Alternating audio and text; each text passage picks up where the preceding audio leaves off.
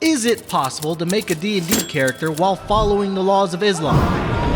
To be a proper Muslim, one must follow Sharia law from the Quran and Sunnah, as well as taking up the obligations of the 5 pillars of Islam. And guess what, Habibi? I read the D&D wiki pages. And the answer is... So throw on your kufis and start praying, because we're starting with... If there's excessive violence, if there is sorcery or bringing life to the dead, etc., this goes without saying it's haram. To first choose a race, we must first understand the basics of Islam. Unfortunately, the Quran is $11 on Amazon, and these videos make me absolutely no money.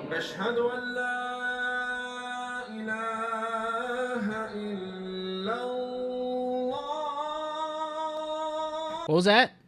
I'm not allowed at Gen Con anymore? Oh, that's unfortunate. Muslims follow 2 distinct things. First, the basic tenets, otherwise known as the 5 pillars of Islam. Shahada is one's declaration of faith that they basically start repeating right from the get-go. Ashhadu alla ilaha illallah wa ashhadu anna Muhammadan Rasulullah. I don't know if that's right, but that's certainly the best you're gonna get from me. Jummah, not to be confused with Joe Mama, is the ritual of prayer. Muslims are expected to pray 5 times a day. But this is D&D, so don't be annoying. Just write it off as something you do during short rest or something. I don't know. Zakat is the religious duty to give up exactly 2.5% of your annual savings to charity. No, I don't know why it's 2.5%. You only pay this if you meet Nisab, which means you specifically have to exceed a savings account of exactly 612.35 grams of silver at the end of the year, but let's be real. Only fucking nerds deal with silver in D&D. So we convert to 24 karat gold, which is 87.48 grams, which at the time of research is about $13,263.49. I could do the math from D&D gold to modern day conversions, but I don't have my drow accountant to do the math. So let's assume 1 gold is $100, which means you as a player will have to start paying your zakat when your savings, including any extra loot and subtracting any debts, has exceeded the amount of roughly 133 gold pieces.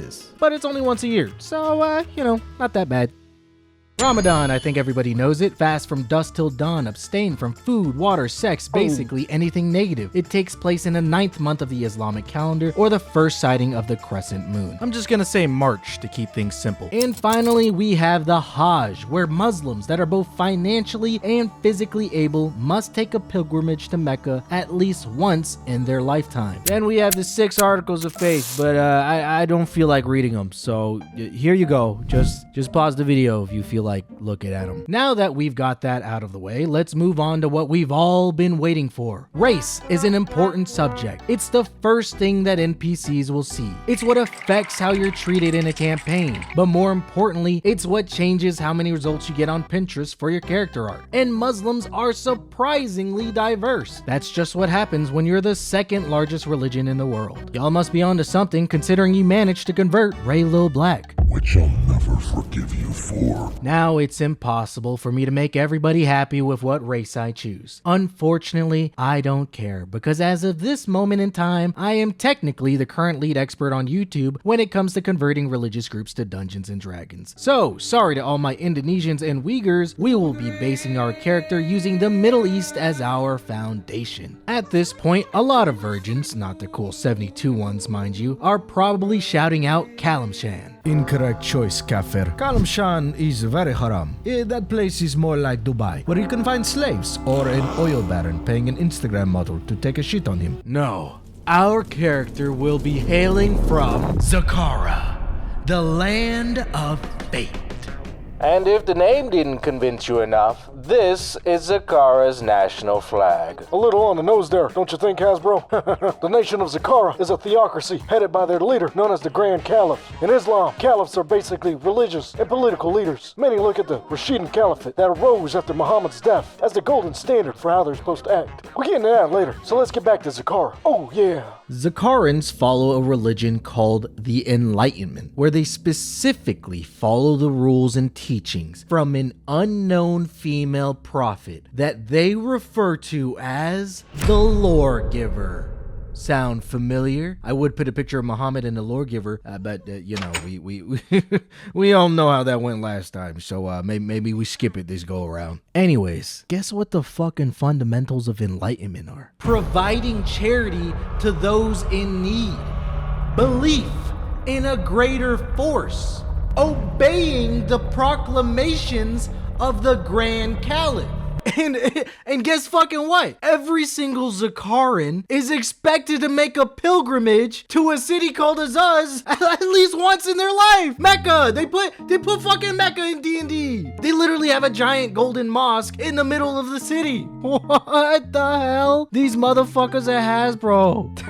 They literally just copied out the Quran word for word in this bitch. I'm not gonna lie. That's so fucking real. They actually kind of gained brownie points for me for that. Anyways, the race doesn't really matter too much. Zakara is made up of predominantly humans, but there are a spatter of genasi, elves, dwarves, goblins, hobgoblins, kobolds, gnomes, sand dwarfs. Hell, orcs are actually considered a scholarly race here. Enlightenment basically is what unifies them all as one people. However, I did decide that Jewish people were drow and that them and the other elves don't get along, so do with that what you will. Personally, I like the idea of playing a genasi, who are basically the children of mortals and jinns. I think that could play pretty well roleplay wise. Lots of suspicion and intrigue. Every good character has some sort of conflict in their life. This just opens up even more different avenues for you to choose from. Just remember that when you're trying to make religious conversions into a Dungeons and Dragons character, the least you can do is show some. My grandparents were Arabic, so I'm required by Muslim tradition to recite the Islamic death chant immediately before dying.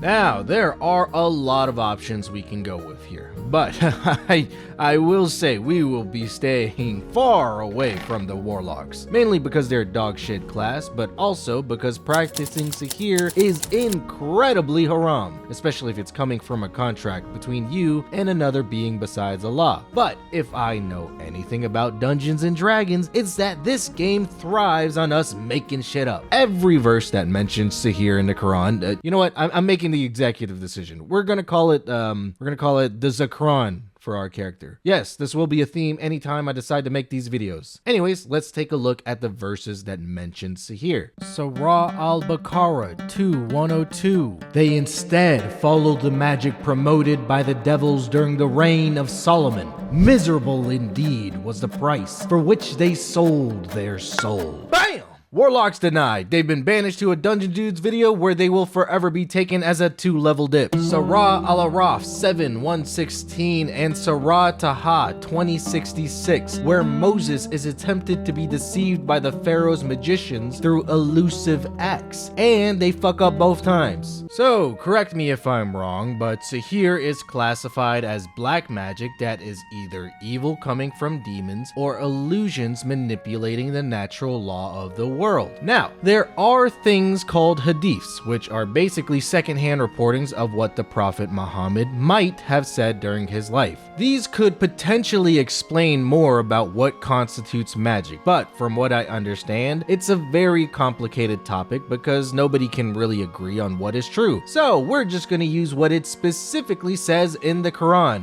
The Quran. My bad. In Dungeons and Dragons lore, magic is part of the natural law of the world. You see, magic comes from the weave. Whoa, wrong weave. Now, I know what you're about to say. The weave is controlled by the goddess Mistra. You don't have to follow her to draw from his power, but she is the person that created the weave and allows its usage. Well, technically she's the reincarnation of Mistral, who's the actual one that created it. So, wouldn't that still constitute relying on another being for your power, other than the major pantheon hailing from enlightenment, aka our Faerunian versions of Allah? Well, ya waladi, the weave is not magic itself. The weave is just a conduit created to allow mortals the use of raw magic. Raw magic has existed for as long as anybody can remember, including the weave. It is inherently part of natural law. Muslims are philosophers, engineers, years. Shit, they even made algebra, which I failed in high school, so, you know, thanks a lot, Muslims. If you think about it, as long as you stay away from the illusion schools of magic, a wizard is technically just someone doing scientific experiments. They're studying the true laws of nature. A fireball is real. Polymorph is actually changing a creature's form. It's not an illusion. At least I don't think it is. The damage transfers over to their human selves, so I'm just assuming here. It's also called transmutation magic and not illusion, but whatever. I'll leave that to someone else to make a 30-minute video about. Alternatively, sorcerers gain magic innately, so that could possibly be through raw magic. In fact, wild magic sorcerers canonically sometimes derive their power from raw magic. Obviously, you have to work with your dungeon master to figure out how you bypass the weave. I personally would just chalk it up to science and numbers though. But traditionally, a lot of ancient Muslim communities were warrior societies. In fact, they have an entire section of the Quran that talks about not being a bitch and learning to square up. And there are plenty of ideologies that will lead to this way of life. You've got Futuwa, which is the Islamic version of chivalry. Khalid ibn al-Walid was a Muslim general who served under Muhammad and two of his caliphs who's hailed as the greatest warrior and tactician of his time. There's our fundamental belief of Qadir, which partly states the idea that our deaths are predetermined by Allah, so the fear of death in battle should be unfounded. You've basically got the choice of battle master fighters, barbarians, or really any subclass of paladin. Well, besides Oathbreaker. You could also probably play a monk, since Islam has the concept of the greater and lesser jihad. This is basically a culmination of a Muslim's inner struggles with ego, greed, etc., and the outward struggles to uphold justice or defend oneself and community while trying to maintain their own moral system. You could also play a cleric if you kiss boys. These are arguably the best and most lore-accurate classes you can go with. If there's anything to take away from this video, it's that Muslims will not run away from a squabble. In fact, it's actually haram to run away. However, you can run away as long as it's for tactical purposes. Just make sure you don't abandon your people. That goes back to being haram again. I believe if you want the most lore-accurate class for a Muslim D&D character, you should probably play a paladin. Personally, I like Watcher because that means you get to smite dirty Sihr practitioners. Also, one of their tenants says you have to subscribe to Kosal, use your hype points, and like the video. That's crazy. I didn't put that there. Who did that? Did you do that, Khalid ibn al-Walid? لو في حكم إسلامي صح لو في حكم إسلامي صح يعني أنتوا مش هكون لكم وجود إن شاء الله. Aw, you shouldn't have. You've always been my favorite Muslim, Khalid. You just have such a great... I am haram. Wallah, my little brother is haram too. This is very big haram. Alright, I know exactly what joke is gonna come from the comments. I know it's gonna be a big deal. So, before we talk about personality, I might as well get it out of the way. Obviously, you gotta be a diddler, cause Muhammad married a 6-year-old girl. Well, I did the research, because if I'm gonna reference something out of pocket, then I might as well be factually correct. And it's complicated. Sources in the description if you're interested in reading them. Listen up, boys and girls. You know what? Wrong terminology. Listen up, grown men and women. There are two types of Muslims. You've got Shias, who make up roughly 10 to 15% of the Muslim population, and the overwhelming majority that is Sunni. The biggest difference between them is that Shias believe leadership was directly transferred from Muhammad to his son-in-law Ali Talib. Sunnis believe there was not a direct transfer and leadership was chosen based on a community-based decision. So why is this important in a matter of potential diddlers? Well, because of this divide, they both follow different hadiths. Shias believe that Aisha, the girl in question, was somewhere in her late teens to early 20s. Sunnis, however, put a lot of weight on the hadiths Sahih al-Bukhari and Sahih Muslim, which explicitly says that Aisha was 6 at the time of marriage and was consummated at the age of 9. Very, Minecraft YouTuber of them. Now, not every Sunni believes this, but it is pretty widespread. In fact, there's a ton of videos on YouTube about people discussing this. It's a hot topic. Wait, also a bad choice of words. It's a heavily debated topic, but there's some historians that believe she was roughly 14 to 17 years old. Of course, this doesn't really change the fact that there's a lot of people out there that believe Aisha was 6 years old. I try to keep a pretty open mind when it comes to the topic of religion. Personally, I don't see any justification for marrying a 6-year-old, even while considering the idea of presentism. I also believe that if you look at any group of people from a historical context, eventually you're gonna dig up some weird shit, no matter who it is. I want to clarify that I do not believe this means every modern day Sunni believes it is okay to marry a 6-year-old. Honestly, the age thing is kind of up in the air. Nobody really fucking knows what her age was. Muhammad's first wife is like 15 to 20 years older than him. You know what? This is a D&D video. Probably for the best I stop talking about this. But there you go. I gave you what research I found. Make your own opinions. I hate deleting comments, so please play nice. If you want to hate crime, go do it on the official D&D channel or something. I don't think this makes a very good argument, but while I was researching this, a lot of contention that I saw was that America's average age of consent in the late 1800s was 10, except for Delaware, where it was 7 years old. Dutch, why do you want to go to Delaware so bad? What happened to Tahiti?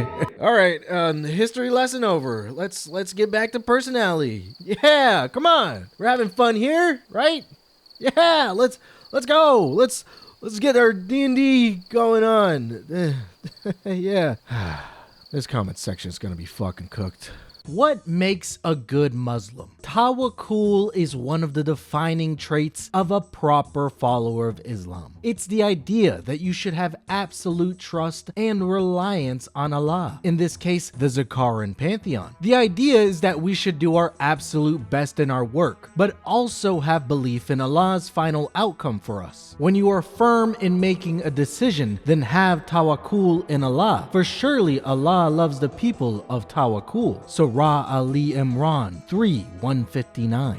Our brave paladin never panics in the face of danger. They stay calm, cool, collected, and trust that the Zakaran will guide them to the right place. It's a goddamn power gamer's wet dream. Then we have the Islamic tradition of akhlaq and adab, which emphasizes proper etiquette and the practice of virtue and morality. In terms of a D&D party, we are the foundation of mutual respect. Routine should be important in our Zakaran ways. Every time we go to pray, we should ensure we perform wudu, which is the ritualistic washing of certain body parts. Fun fact, this can also be done with clean dirt, sand, or clay. It's also incredibly bad for us to be a thief, according to Surah Ma'idah 5:38. However, what constitutes thievery is a little iffy. Taking things that are considered abandoned would not be theft. Alongside this, Islam has the idea of ganima. Ganima? I don't know how to fucking say it. Which states that the spoils of war against non-Muslims can be acquired, assuming an enemy is actively trying to harm your life. And finally, we must never look past injustice. Encourage what is good and forbid what is evil. You encourage good, forbid evil, and believe in Allah. 3:110. Now, you probably see why I decided to go with a paladin. Alongside all of this, enlightenment also has its own way of doing things. Unlike Islam, our religion follows a pantheon, similar to Greece. However, these 8 gods make up singular individual traits that encompass the entirety of enlightened virtues. But when it comes to how you're supposed to act, it's basically one-to-one with Islam. Halal foods, robbery, blah blah blah, you know the deal. I will say that Zakara is oddly against racism. In fact, there's a story about a beholder in Hazaz that wins a lawsuit against some adventurers. Personally, I don't know any real-world civilization that isn't at least somewhat racist. Well, I guess that's just part of human. Not very locked into Arabic memes. I don't understand them. I also couldn't come up with anything funny myself. I did, however, find an Arabic VTuber, so it's nice to know that anime is halal. So, there you go. Stall my small audience, Arabic VTubers, so that I can push this video to 30 minutes, because I hate uneven video lengths. Yeah. Oh, right. I forgot. YouTube has the fucking caption thing. Oh. Okay. Well. That was fucking useless. I bet what she's saying is really funny. Yeah. How much more time do I have? 20 seconds? Okay. Don't worry, we're almost there. Oh, it's funny. I get it. Context clues. It's a dirty fridge. That's funny. God.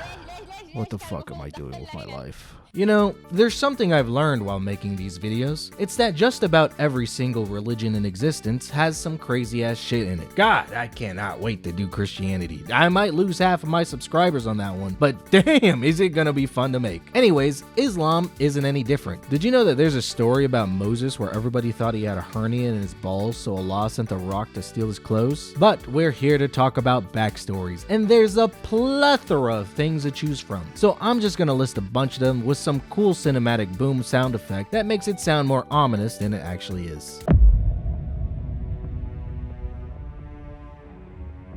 There are two big books that are considered incredibly notorious in the world of Islam. That would be Ghayat al-Hakim and Shams al-Maharif. Ugh, I'm so tired of reading. You know what I've realized? Muslims really like writing books. There's fucking, they got a book for everything. That's what I know. That's what I've learned about Muslims. Anyways, these two books are all about magic. Ghayat, also known as Picatrix, is all about using astrology to harness power inside of talismans. Shams is basically some wild shit that talks about using mathematical grids to control genies or some other evil shit. It's basically the Necronomicon of Islam. Most Muslims will expressly warn you about seeking knowledge from these books, which is why I went and read parts of these books. Picatrix is fucking insane. It's like that scene in It's Always Sunny in Philadelphia, you know, where the one where Charlie is like going crazy over the whiteboard.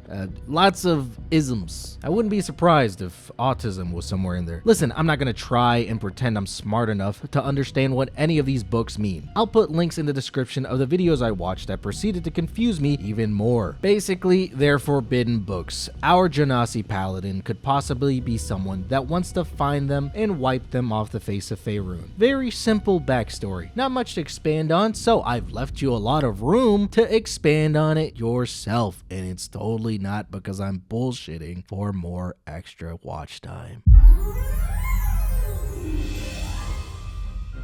This is a fun one. Sufism, also known as Tasawwuf, is essentially Islamic mysticism. It's kind of like how Jewish people study the Kabbalah or how Christian monks exist. Sufism is like your extreme Buddhist asceticism. You're basically trying to perfect your relationship with Allah through meditation and literally eliminating your ego. Remember when I was talking about the greater and lesser jihad? There you go. Now, it's important to clarify that Sufism is not a branch of Islam, unlike Sunnis and Shias. It's basically an enlightened form of study in Islam. It's really only recently that there seems to be a divide between modern-day Muslims and practicing Sufis. Sufism is basically ingrained into the history of Islam. In fact, at one point, it was the main form of Islamic practice. Sufis, from what I understand, are Muslims. They go to Mecca, they pray 5 times a day, all the fun stuff. However, Sufis tend to put a higher emphasis on nurturing a closer relationship with Allah. And because of this, they have very interesting practices. Some would fast all year round. Others basically give away all of their possessions to those in need. To the Sufis, this leads one to attaining ma'arifa, which is essentially Gnostic knowledge to understanding the divine. You can only do so by experiencing this elevated state yourself.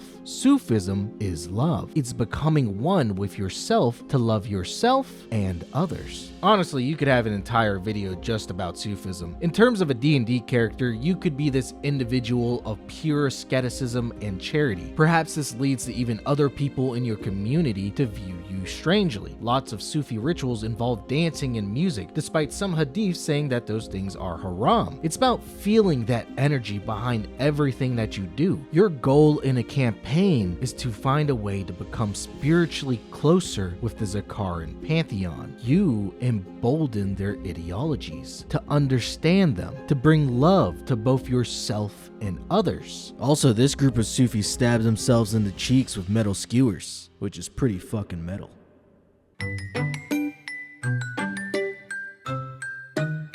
Before the world ends, Islam warns not of a demon made of fire and flames, but of a single man. A being that proclaims to be the prophet of all. He will come to you with his blind right eye in the shape of a bulging grape and offer you everything you have prayed for. All he asks for in return is your allegiance. He arrives before the day of judgment, offering gifts and false promises. He tricks the common people with his lies of healing the sick and reviving the dead. But it is only to the true followers of Allah that he bears the mark of a disbeliever. It is only through prayer that one can keep safe from his deception. He is Al-Masih, ad-Dajjal, the false Messiah. Did I sound cool? I paid like $10 for a voice changer. Wait, what is this one? This one's male to female. This is a fucking trans voice filter. It just sounds like me with helium. What the fuck? This shit is ass. All right. This shit was a waste of fucking money. Now, before I continue, I will say that Dajjal might he might be just a tad bit rooted in anti-Semitism. You see, it's prophesized that he will pretend to be Jesus for the Christians and the next Messiah for the Jews. And he's gonna have a legion of like 70,000 Jewish people backing him. Which is funny how that works because he's supposed to come from Iran, and the idea of Dajjal probably comes from ancient Christians making stuff up about the Jews to Muslims. You know what? These three religions are like the fucking Spider-Man meme, just pointing at each other. Anyways, Dajjal is basically an evil Jesus that comes and he tries to trick everyone with illusions. That might also be why everyone in Islam hates illusions. I don't know. That's just a theory that I have. Also, the real Jesus comes back to beat him up, which is kind of cool. Luckily, there's a demon lord of deception in D&D that goes by the name of Frazer Blue. Frazer Blue? Frazer Blue. What a stupid fucking name. Now, I'm not gonna recommend for you to play Jesus in your campaign. As cool as that would be, that's too much main character energy for one dog shit player to hold. I think it would be more interesting to play someone on the search for the next Messiah. Maybe you're constantly on the lookout for clues to find someone that can help save your land. Instead of taking that main character energy, you're more of a teacher or guide, which I believe really lends itself to an Islamic-centered character. Honestly, the sky is really the limit when it comes to playing a Muslim in D&D. It's a culture that's just filled to the brim with personality and history. There are people on the search for knowledge, to connect with the divine. In today's climate, I don't think a lot of people really see Islam for what it is. They only see what they want to on the outside because of a few bad apples. But when you truly dive into the Quran itself, you start to paint a different picture. For centuries, they've connected their faith with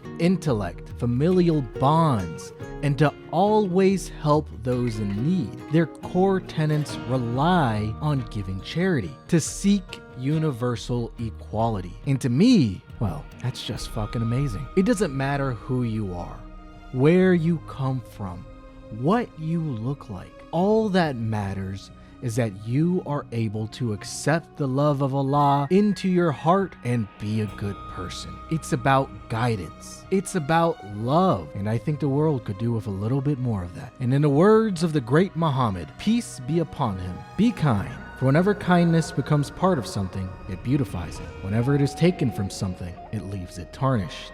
I'm your host, Kosal, and this has been How to Build a Muslim D&D Character. Ma salama, my friends. Ma salama.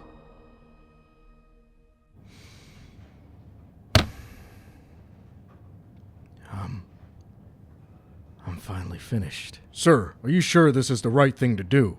That we're not making a mistake? No, Leroy, I'm not. And I know that once I hit the post button, well, I'll just have to live with those consequences. A lot of people are going to misunderstand videos, sir. You know how much people love not watching the entire video and leaving their opinions based on the edit you did in the beginning. I know, kid. I know, but I just can't help myself. It was just too funny not to do. Well, whatever happens, sir, I'm with you until the end.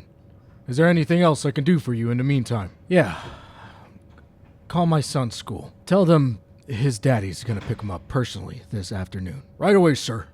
May Matt have mercy on our souls. I think you're going to be running a tad bit late, Kosal. Initiate the Steel Eagle program. No survivors. Protocol activated. Islamic sleeper agents will awaken in 10, 9, 8, 7, 6, 5, 4,